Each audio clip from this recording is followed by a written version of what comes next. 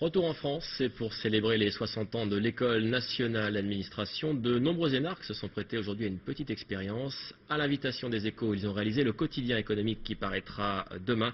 Le reportage d'Elisabeth Bonnet et de Guy Sabin. Alors, il y aura un article de... Comme ce patron, 60 énarques s'apprêtent à jouer les journalistes pour les Échos.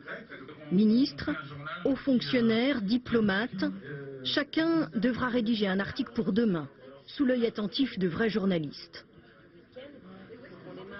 Pas de répit pour le président d'Emmaüs, qui hérite du gros sujet du jour, la SNCM, et qui va tenter de contacter les futurs investisseurs de la compagnie.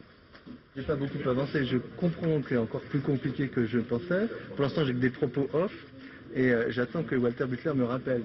L'ancienne ministre de la Culture, elle, doit décrypter la stratégie de la CGT.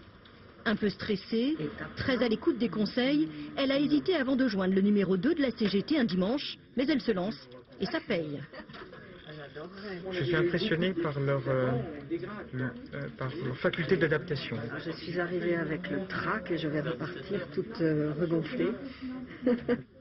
Martin Hirsch lui jubile. Il a enfin décroché un interview avec Butler, le repreneur de la SNCM.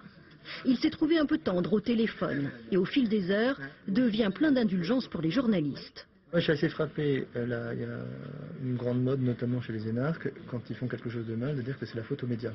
Donc je trouve important que ce qu'a fait les Échos, de dire, ben voilà, mettez-vous au travail et regardez quelles sont les difficultés, comment on joint quelqu'un. Donc ça nous apprend aussi à pas laisser poireauter un journaliste qui vous appelle pendant des heures.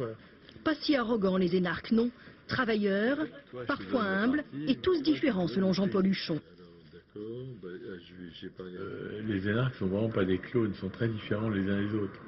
Ils ont une espèce de culture et de méthode de travail commune, mais pour le reste, ils ont des aventures, des histoires personnelles, des centres d'intérêt complètement différents.